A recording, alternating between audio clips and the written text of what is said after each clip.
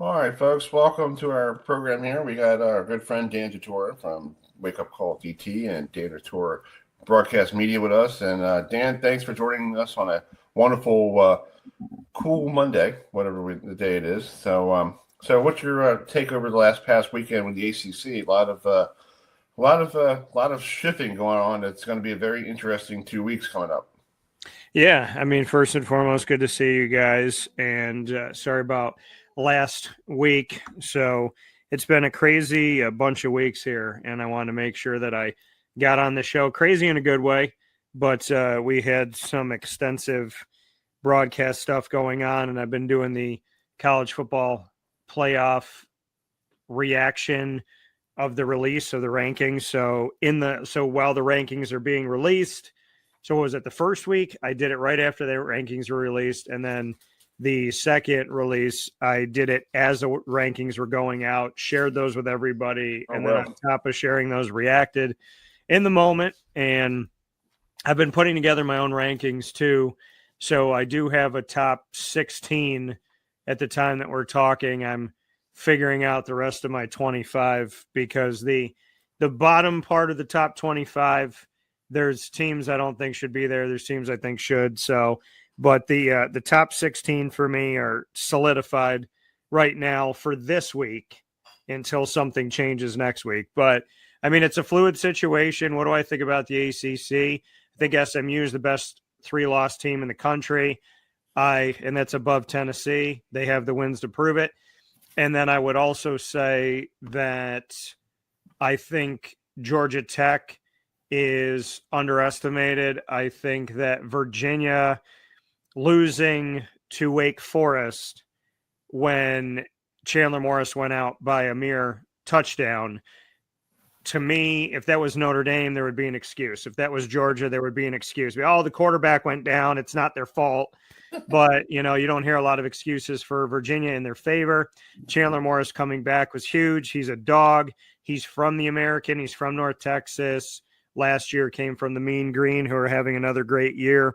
So, again, another team in the American loses their starting quarterback, and they're still good. Tulane with Mensa, North Texas with Chandler Morris. And so I think Virginia has done some good things. People were ready to fire Tony Elliott a year ago, 2 years ago, this year, and now look at them. And by the way, can we like rationalize can we start talking in truths that Wake Forest, when they beat a team, when they play Georgia Tech close, when they beat SMU, they're 7-3.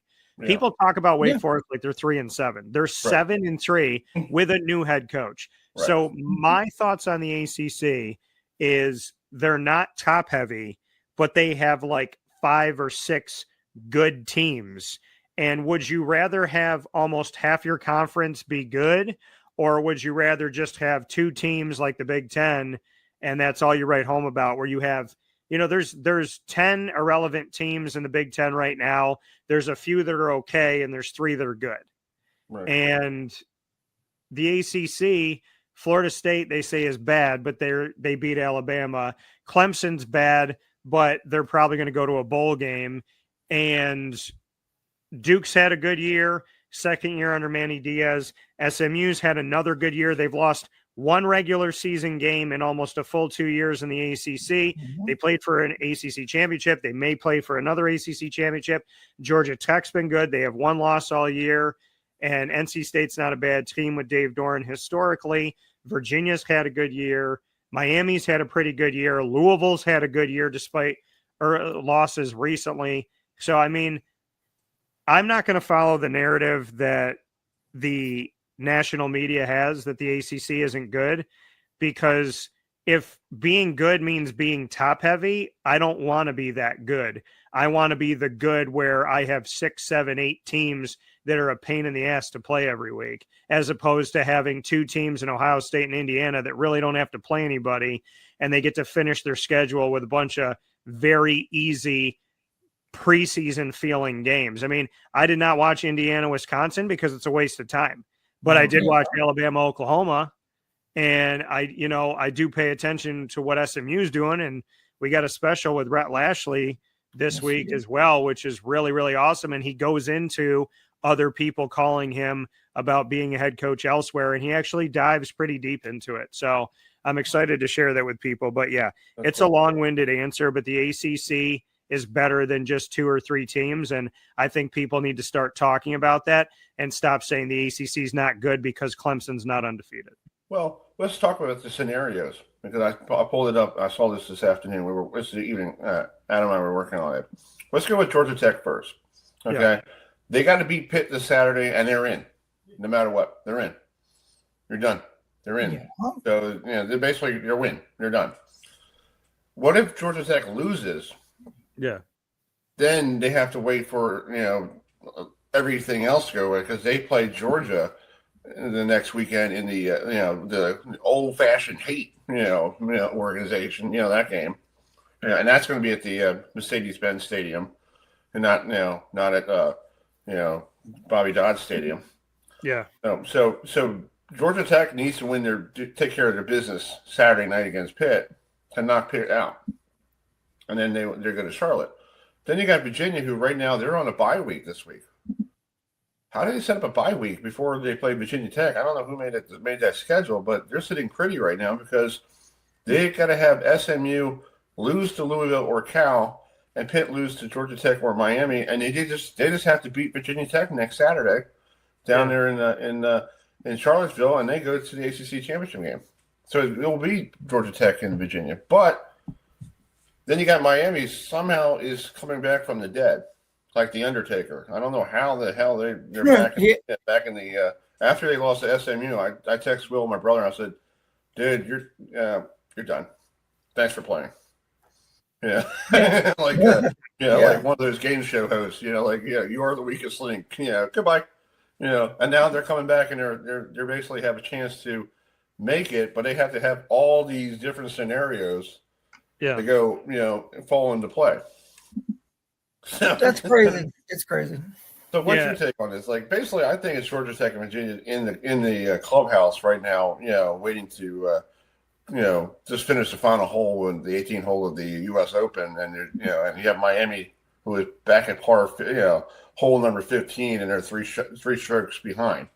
Yeah, I mean, Miami needs a meteor to hit Earth to get in the ACC championship, and agreed. That's not going to happen. But talking to Rhett Lashley about this, I said you're in like this really unique scenario that all the teams that you're fighting with to get into the ACC championship, you don't play any of them this year. They didn't play Virginia, they didn't play Georgia Tech, they didn't play Pitt. Okay. So there's no like tiebreaker in that world. Now Georgia Tech beats Pitt, they knock Pitt out. And then SMU has 2 games to play, right? So because some of the we're going to see Georgia Tech is playing Georgia at the end of the season, the rivalry game and all that. But SMU has to play Louisville. Now keep in mind, I said in the preseason, don't be surprised if 50% of the ACC championship game is in red. And I was talking about Louisville or SMU. So if SMU can beat Louisville and they can, win out here and win these last 2 games, beat Louisville, beat Cal, then you're putting yourself in a position where if Georgia Tech wins and they're in, then you would need Virginia to this is going to be interesting. So let me look at this. So if Georgia Tech beats Pitt, Pitt has 2 losses. If SMU wins their last 2, then SMU goes 7-1. If Georgia Tech goes 7-1, and then SMU is 7-1, and Virginia is 7-1, then they might be looking at common opponents at that point, and then they have to figure that out from there. But there is this beautiful scenario. Yeah. It's not an easy scenario, but it is a beautiful scenario. And if Georgia Tech beats Pitt and then beats Georgia, who they went to 8 overtimes with, and Carson Beck literally handed the ball off without the use of his right arm, and they won in the 8th overtime. If Georgia Tech beats Georgia and Pitt, goes to the ACC title game and has a record of 11-2 or 11-1 at the time, and they lose to SMU, but they beat Georgia, I think that Georgia Tech and SMU get into the college football playoff. That's the perfect scenario for the ACC, is Georgia Tech beats Georgia, beats Pitt, and if they lose to SMU's strength of who they've beaten, despite being a 3-loss team, being the ACC champion and having good wins like beating Miami, who the committee seems to like, on top of the fact that Georgia Tech beats Georgia, which would only give Georgia arguably 2 losses on the season. Georgia's going to still get in, Georgia Tech will get in, and SMU will get in. That's the beautiful, perfect scenario for the ACC. Outside of that, I don't know if the College Football Playoff Committee is going to take Virginia. I don't think they will. I don't think they're going to take Pitt. So I think it comes down to Georgia Tech or SMU. But if Georgia Tech finds a way to beat Georgia and SMU beats Georgia Tech, I think they both get in. I'll agree with that. Crazy. Well, let's talk about now another team. Virginia Tech finally found their coach today in James Franklin, who spent time in Penn State, and I think this is a good hire for them because he doesn't have to worry about any pressure down there in Blacksburg. You don't have any pressure because Virginia Tech hasn't been that relevant like with Frank Beamer, so he'll have 2 or 3 years to get things established, and then you'll have that issue of you can't win big games. But I think it's a great hire for Virginia Tech. I feel bad for Coach Montgomery. I think he did a great job filling in for Brent Fry. I just feel like they should have gave him another chance. The guy knows how to coach. He coached really well with Tulsa and the American. And you covered them. So what's your take on James being in Blacksburg? I think Penn State made a bad move. I think the country saw that. And I don't know how much money Virginia Tech has, but it obviously helps that Penn State has to pay a buyout, or there has to be something within this. So I think, Penn State and Virginia Tech kind of maybe sharing the financial pressure helps out because James Franklin's not cheap. So that was my concern, is how are they going to be able to afford something like a James Franklin? But I mean, him coming to Blacksburg is massive for the Hokies. And I think this is a very good hire, but I think about Justin Fuente coming out of Memphis and getting hired and going to the ACC title game. And if Deshaun Watson does not have Deion Kane and Hunter Renfrow, who were 2 sets of great hands, then Virginia Tech wins that and they get an ACC title in Justin Fuente's first year. So, I mean, I think Fuente was a good coach there. I think he did some good things. Got a lot of respect for Justin Fuente. And I mean, I think it's a great hire. I mean, listen, whoever got James Franklin, it's good.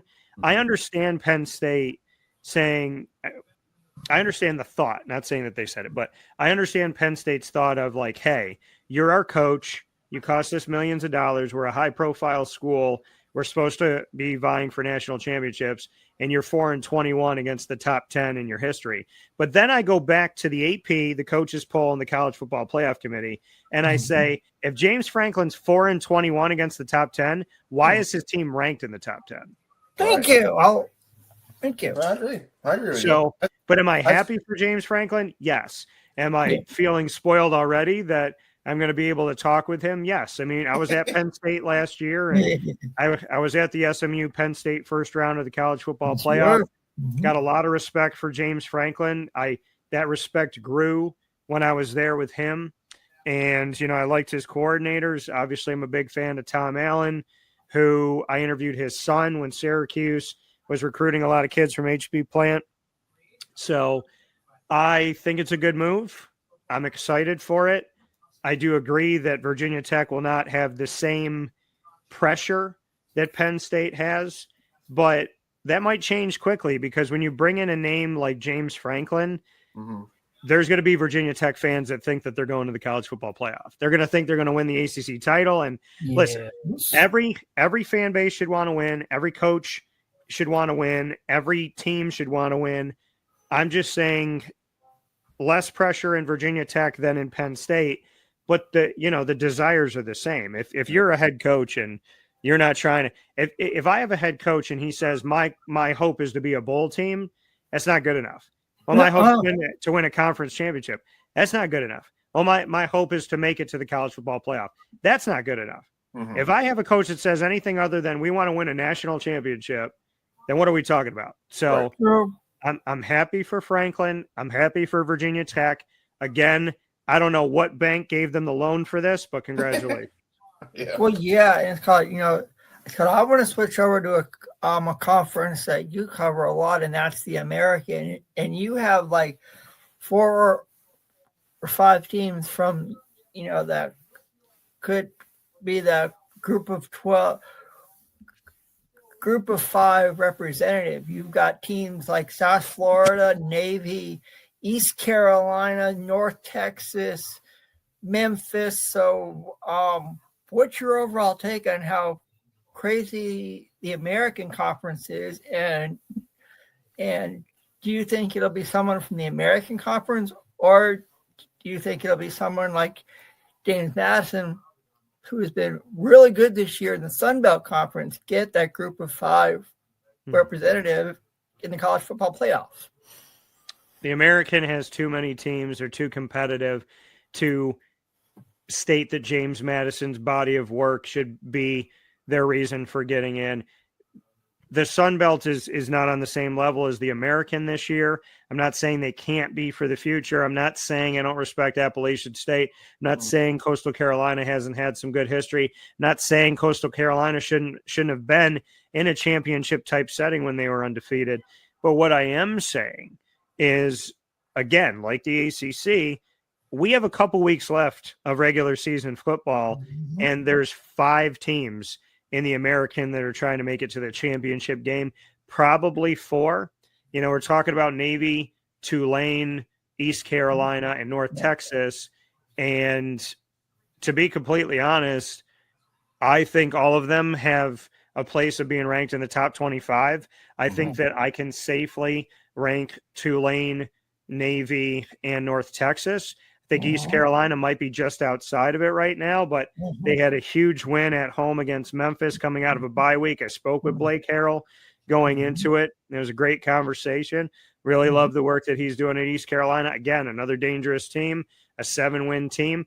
And keep in mind that the American, again, not being top heavy, the American Conference this year could send 10 or 11 of their 14 teams to a bowl game. That's something the Big Ten is not talking about. Big Ten's got 3 good teams and 15 kind of okay teams. I might put Iowa as a 4th good team. Illinois is not. Rutgers isn't. Minnesota isn't. Michigan State isn't. Penn State isn't. I think I said Wisconsin. I'll say it again. Purdue is one of the worst teams in FBS. Maryland just took a nosedive. Maryland's been bad. Yeah. Dude, so, Dan, they could go to a bowl game in September because they're 4-0 all the time in September, and it's like okay. Well, when you play an easy out of conference schedule, I mean that's what it creates for you. But and it's like I again, from what I've heard, they're keeping Coach Loxley for next year. I think it's stupid. I think that's the dumbest thing there is. I think it's time for somebody. He's not going to. What are they going to do? You're saving money on a coach, or I think who wants to come to Maryland? And James Franklin's down at Virginia Tech, and I feel like he's going to face Maryland next year on his schedule. And he has a personal beef against Maryland because he was the coach in waiting when Friesen was there at Maryland, and they fired him and Friesen at the same time. Yeah, I mean, I think that if Maryland and Rutgers are going to stay in the Big Ten, they should be treated like the games that most Big Ten teams schedule non-conference. They should pay Maryland and Rutgers $1 million to play them every year. They should give them money to have teams like that in their conference. Purdue as well. Yeah. And I mean, I'm really sick and tired of the Big Ten being highly touted when they really don't play anybody. Ohio State has had one challenge all year. They will have a second one historically with Michigan, but Michigan only has one good win this year. Well, actually, they don't have it. No, they have no ranked wins this year. Pardon me. They've only played one ranked team, and they lost to Oklahoma. And USC, who they say beat Iowa, they also lost to Illinois, that lost by 50 plus to Indiana. Indiana's played at Oregon, at Iowa. Besides those two games, they have had a snooze fest for the rest of this time. Their combined record of the teams they've played in the Big Ten is around 500 overall, below 500 within the Big Ten. At the time where they had 4 final games to play going into the Maryland game, those 4 teams in the Big Ten had a combined record of 1-17, including multiple teams that were 0-for in the Big Ten. Penn State has 3 of their 4 wins outside of the Big Ten in a terrible schedule of unranked non-conference opponents, including an FCS team in Villanova. So, I mean, to speak on the Big Ten as if being undefeated means something, then why didn't you do that for UCF and Memphis and South Florida when they said, well, you can't rank them high when they're undefeated because they haven't played anybody? Okay, well, what's the bottom of the Big Ten? What's the middle of the Big Ten? There's really no teams that are good in the Big Ten out of 18 schools, except for Ohio State, Indiana, as well as Oregon and Iowa. But cumulatively, Iowa doesn't really have a quad. They don't have a quad 1 win. Oregon has like 1, Indiana has 2, and Ohio State has 1. But since beating Texas, what has Ohio State done? So, I mean, the Big Ten really doesn't have a lot to write home about, to make your point about Maryland even more of kind of where they are. But to go back to what you were saying about the American, I mean, this is awesome because East Carolina, and I was talking to Mike Resco, the former commissioner, about this off the air. East Carolina isn't just one of the top teams in the American. They rose from the ashes. Yeah. North Texas is not just a top team in the American. They rose from the ashes. Tulane won after Willie Fritz with John Summerall, and John Summerall's name is up there with that Auburn job. And then, Navy has put together back-to-back years of being a really, really positive team for the American, and they bounced back and beat South Florida in a shootout after getting blown out by Notre Dame, which says a lot about the resolve and how they don't let a loss beat them twice, and the mental health of the Navy midshipmen. So what do I have to say about the American? Again, they could send 10 or 11 of their 14 schools to bowl season. How many conferences can say that besides like the SEC?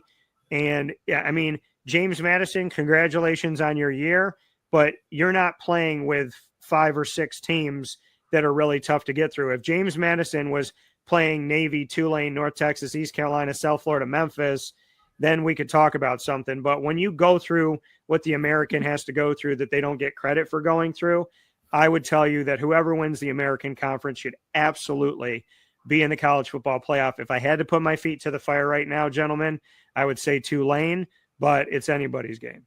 Yep. I hope to see them Saturday against Temple, because I want to go up to see Coach Keeler and see how he's doing. Because I just got talked. Yeah, I got done with him I talked to him last week on the phone because they had a bye week, and I know him since the days at Delaware, so it's really cool that he's back in the Philadelphia area. Yeah. So. All right, Dan, we got to roll here because we got another interview lined up here, but you can watch him weekend mornings at 9 a.m. to 11 a.m. on Wake Up Call DT, and has all the great stuff he covers and talks about he talks about life, folks. So, tune in to watch him, and, and maybe you'll see one of us on there one time soon, maybe. You may end up seeing me in there like sometime next week, so stay tuned. Sometime. Yeah, but Dan, I appreciate you. I keep up the good work. I enjoy watching you on YouTube and Facebook and see what you've been up to, and keep all the good work going. And we'll hope to see you after the holidays. So happy Thanksgiving to your family, and happy Thanksgiving, Dan. Yeah, happy Thanksgiving. Happy early birthday to you. Thank you, Adam, and a healthy 22 years old. God bless. And appreciate being on the show as always, gentlemen. And go to wakeupcalldt.com. You can get all the information. It's all there, the social media, all the links, articles, all the good stuff, videos and audio files. So thank you, gentlemen. All right, Dan. You're welcome. Thanks, Dan. All right, let me pause this here. All right, Alvin. Welcome back to a Tuesday here, and you want to welcome in our next guest? Sure. So, folks, this coming Saturday, Washington State makes the trip to Harrisonburg, Virginia, to take on Sun Belt Conference powerhouse James Madison. Well, joining us on the phone is a young lady who covers Washington State, and she's also a diehard fan of the Seattle Mariners, who just missed out on making the World Series. So let's bring in our good friend Jessamyn McIntyre. So thanks so much for joining us tonight, Jessamyn. And before we talk about the Cougars, you were at a few of those Seattle Mariner games at T-Mobile Park when the Mariners were in the playoffs. So there was an electric atmosphere yes. when they were in that playoff run, I can tell you that. And then the build-up even to the postseason was absolutely amazing. I was there for the playoff berth clinch and also for the AL West clinch. And I came home 2 nights in a row to a husband covered in champagne and cigar smoke, explaining that I had just come from work that day. Both nights. But it was absolutely wonderful. Yeah. Well, you got to tell your husband you weren't out at a bar and some guy gave you a champagne bat. Yeah, he's well aware of my profession. Yeah. Well, okay, Jessamyn. Okay. Well, you're going back to the state of Virginia. I guess you may want to buy some property there because the last time you went there, you played Virginia and lost a heartbreaker to the Cavaliers down there in Charlottesville. Now you're going up the road, up to Harrisonburg, Virginia, where my parents have a house in McCaskiesville, so I know that area really well. So just talk about going back to Virginia and what Washington State got to do to knock off the Dukes. Well, that is going to be a formidable opponent. I can absolutely tell you that. And yeah, when I went there, it's funny, my brother and my best friend, who happens to be the chief of staff for the Commanders, both went to JMU. So I have been there several times in a non-football work-related capacity, and I'm excited to go back. But what they really need to do is stop shooting themselves in the foot. And it's funny, when we were up 14-3 at halftime, I'm not sure if you guys got to see our entire game, but right at the end of the half of the Louisiana Tech game that we just played on Saturday, our special teams forced a missed field goal, except then there was a penalty which allowed a re-kick, and they made it to end the half. And Coach Rogers was very, very mad, and I always interview him at halftime, and he was very measured, realizing the fact that he was on live radio. Uh-oh. So he said, we need to stop doing stupid things. They can't do stupid things. Oh, wow. And I will just say that I grew up in a coach's family, and I know that there is no satisfying a coach. So I think that the biggest thing for the Cougars, especially with the defense playing lights out, as they have been recently, is to just not get in their own way. I think that's the biggest thing they have to do. Yeah. And you're playing a Dukes team that it's really like I'm impressed by them because I've been watching them on TV here, and they hung around in the first half. It's really tight, and then all of a sudden in the second half they turn on the second gas or something like that and just blow people out. Because I saw, yes, it's crazy. Like the North Texas game, it was like 21-22 at the half, and all of a sudden they just took over the second half, and I was like, every 5 minutes I was like, interception, damn, touchdown, damn. Wow. And they're clicking, and I used to follow them a lot when they were in the CA with Towson and Delaware, and they had great teams back there too. And the guy they just got from Holy Cross, he's keeping everything rolling. Yeah, they do have some bowlers there, and I think that they deserve a lot of credit for their transfer portal work and also their recruiting efforts. But it is also a wonderful community there. Everyone that I know that has gone to JMU has absolutely loved it, and I think they have this sticking capacity, which is rare in college sports right now. Mm-hmm. But what You talked about their turnover ratio. We have one of the worst ones in college football because we can't force them, but also Zevi has made some pretty poor decisions at critical times. And it's like he's going for the home run ball, on first down. Gain 4 or 5, and that's positive, and then he goes for something that just isn't available. So I think Zevi Eckhouse, our quarterback, needs to just be a little more conservative with his decision making, and that could make a difference in this game. That's true. Adam, you have a question for? Yeah, sir. Cut, if you could give your coach a grade this year of how he's done, taking over for Jake Dickert, who's now in Wake Forest, what letter grade would you give him? I'd give him a B+, especially considering how they played against Ole Miss and against UVA. I mean, he is definitely frustrated by some mental errors. Obviously, that blown fair catch call that happened at the end of the UVA game. They went on the road back-to-back weeks and balled with the number 4 team in the country at the time in Ole Miss, and then the number 18 team in the country in UVA, back-to-back weeks. That's a lot of travel, and that's a far trip, and these kids did not get a break, and he had them ready to play, and they were up to the task. And I also have to give the defense a lot of credit, and Jimmy Rogers is a defensive-minded coach, and he had them on the field for a lot longer than you'd like to see, considering a turnover ratio that we've seen, like I mentioned before.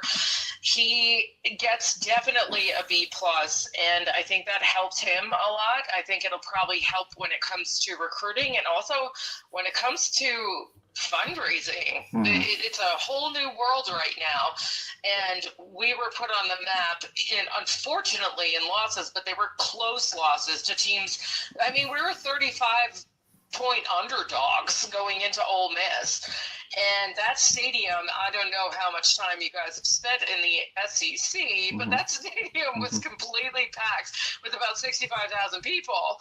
So for him to be able to get his team to perform the way they did, like I said, on back-to-back weeks, I think that shows a lot of leadership. And also, like I said, his restraint, but knowing what he wanted to say, even up by 11 points at halftime, shows that he's never satisfied, and he continually wants to improve, and he wants to make every single player on this team better. Yeah.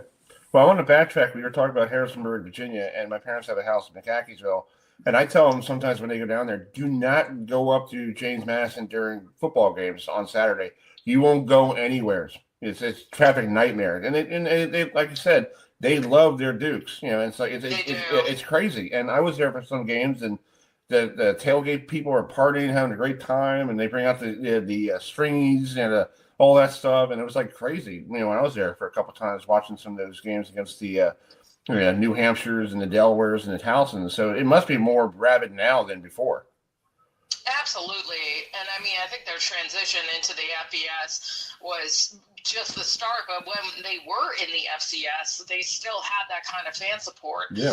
And it has always been like that, and it does honestly remind me a little bit of Pullman. It's a completely different situation, but that it's the school is the town. Yep. The school is the city. And so whatever the school is doing, the city is going to celebrate. And the city's bigger than Pullman, but it is really cool. I always love to experience that kind of atmosphere, and also to quiet a stadium that has that kind of fanhood. Yeah, I remember when that stadium was being built, they added on that other side of the stadium down there at JMU. Yes. And it was on the other side, was an old part of the stadium, and it's still the old part is still on the other side. So so it's crazy. And I was over there covering some games, and the bathroom's so old and cringy, and it reminded me like a high school field. It's like not a college field. It's like a high school field to me. But that's how big Harrisonburg has been growing since my parents got a house down there 15, 20 years ago. Yeah, I love that. I love love to see how just a team can impact a city. And I've seen it many times. You know, I grew up in New York. I've lived in Seattle for 15 years now. And I saw, like we talked about earlier, the Mariners, how it impacted this city, and businesses grow and people come alive and they come together. And I think that's just a wonderful part of sports. Yeah, it is. So what are the keys for Washington to basically end JMU's little fun right now if they could pull off an upset on Saturday down there in that rabbit town of Harrisonburg, Virginia? Okay, first of all, you said Washington, so I'm going to correct you. Washington because State, that is an affront on us. You know what I mean. You know what I mean. Yeah. For Washington State, they need to protect the ball. They need to win the turnover ratio, absolutely. Yeah. Or just commit none.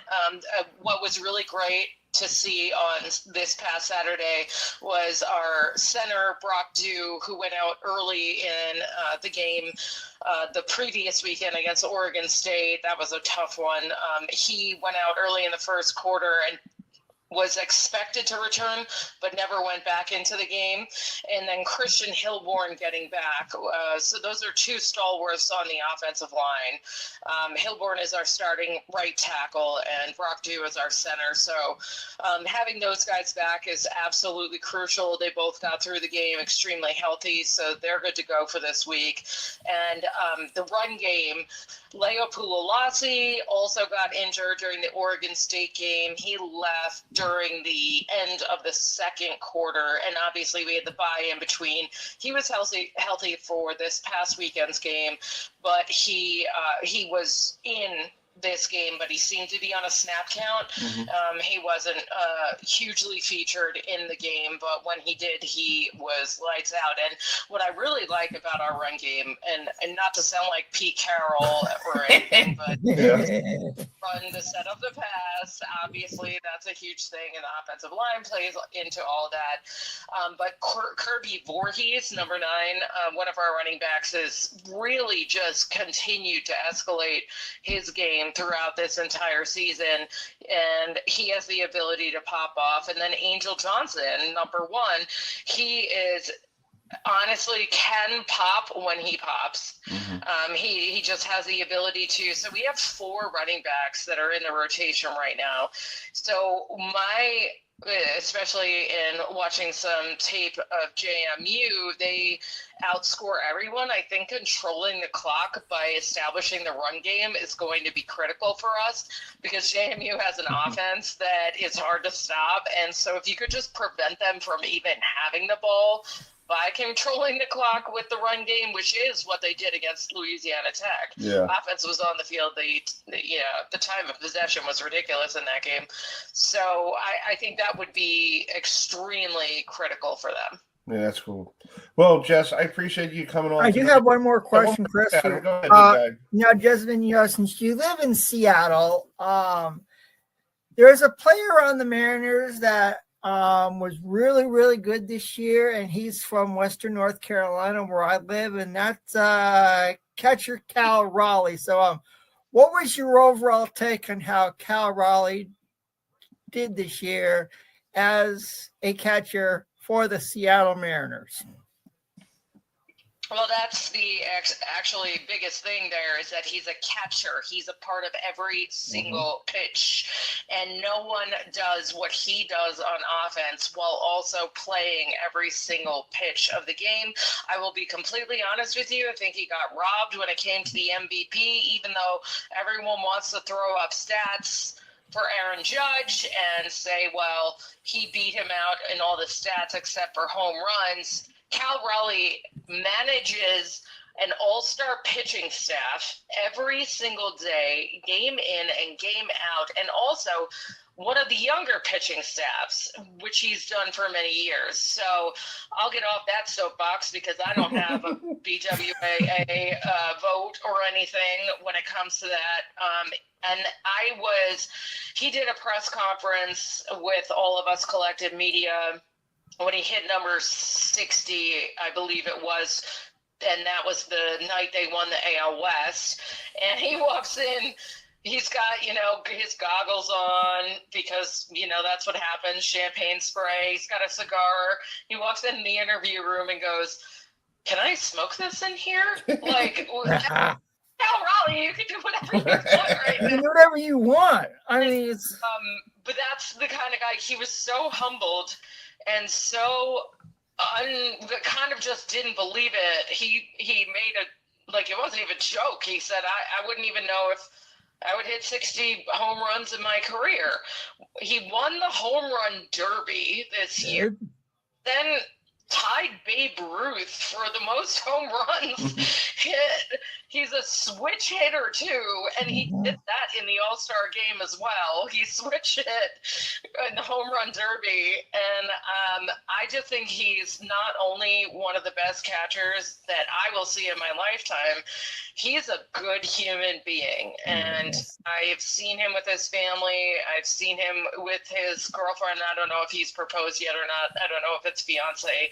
They are just good people, and that's who I want representing our city. That's cool. Yeah, I mean, I will say that actually Cal Raleigh was back here in Western North Carolina this past weekend at a Western Carolina University football game. He tossed the coin out. His dad, Todd, was there, and it's like everything that I've seen. It's like it's nice to see Cal Raleigh come home, and I will agree with you, Jessamyn.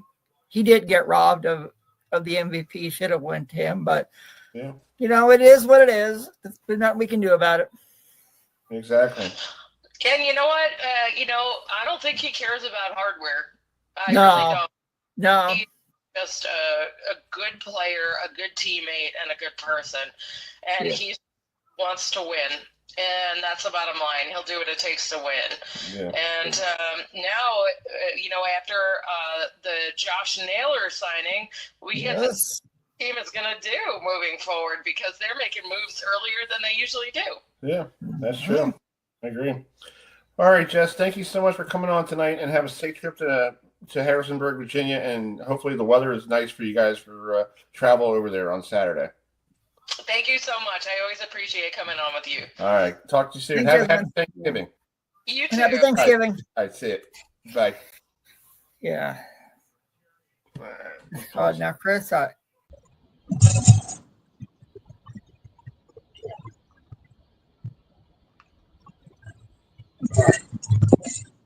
Hello, everybody. We're here with Coach Keeler from Temple. So, Coach, thanks for joining us this morning.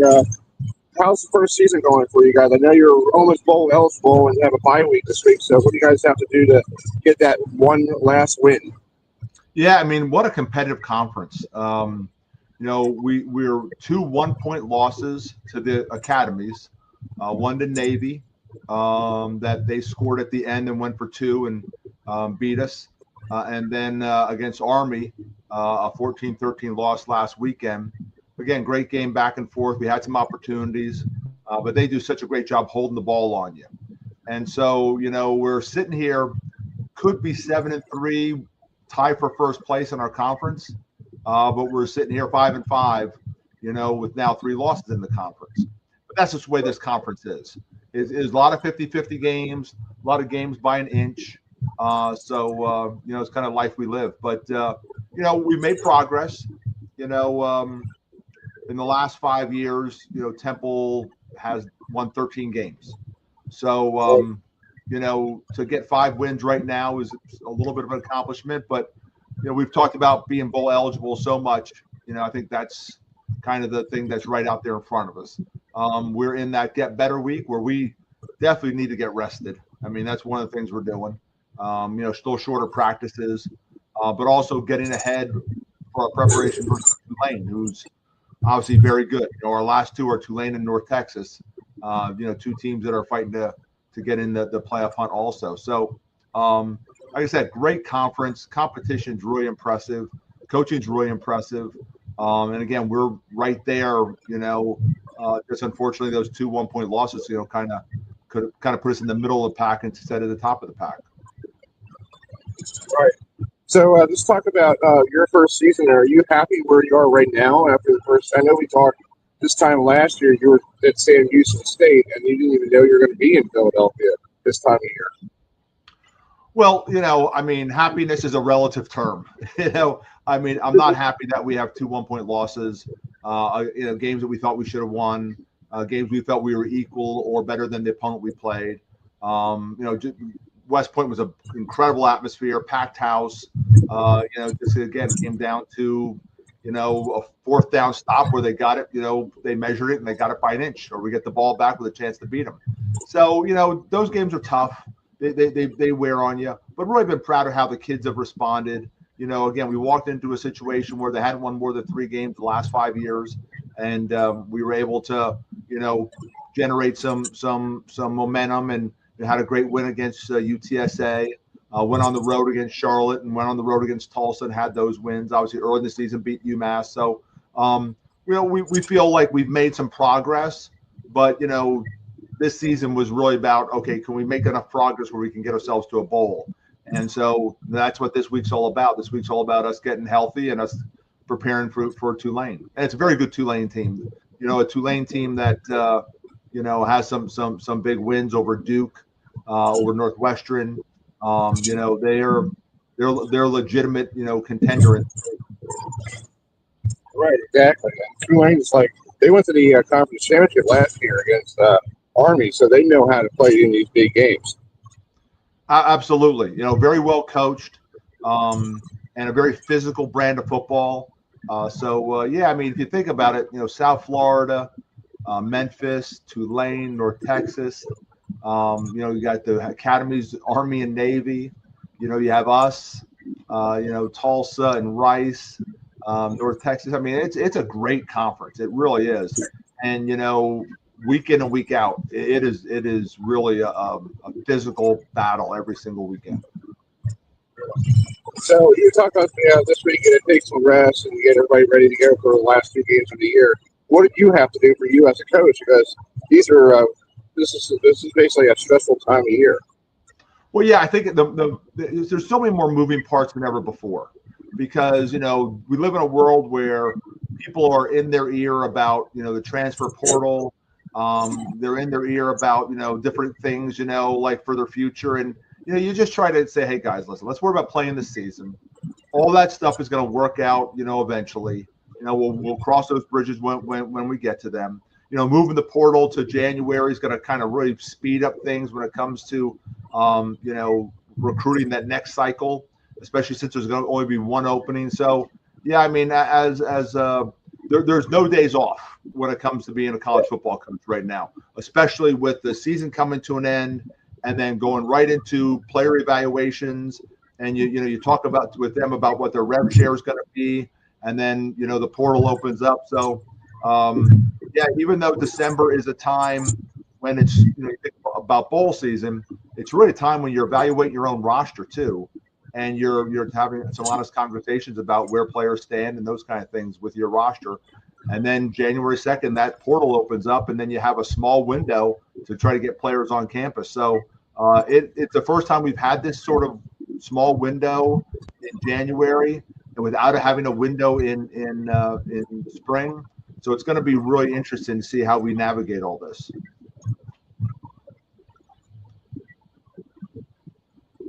Yeah. But one last question to ask you, if you get to bowl eligible and get a chance to go to a bowl game, that's extra 15 practices for you guys. It's basically almost like a spring game, pretty much. Yeah, that's one of the benefits of having that, is you get a chance to keep your kids in the weight room, you get a chance to keep on developing them as players. And so yeah, I know that's always one of the big benefits. I mean, it's also a lot of prestige, getting bowl eligible. They haven't been bowl eligible for a number of years now. So getting bowl eligible would be a really great accomplishment. And also, I just enjoy these players so much. It just is in a way for us to extend the season. And we've been talking about, we have 2 games to get that third. Somehow, some way, we got to find a way to win one or both of these games to get that extra game for bowl eligibility. And I know that's the goal of the program. All right, Coach, thank you so much for joining me this morning, and good luck. And I'll keep an eye on you, and we'll hopefully get to a bowl game, and we'd love to get you on. All right, see you guys. All right, see you.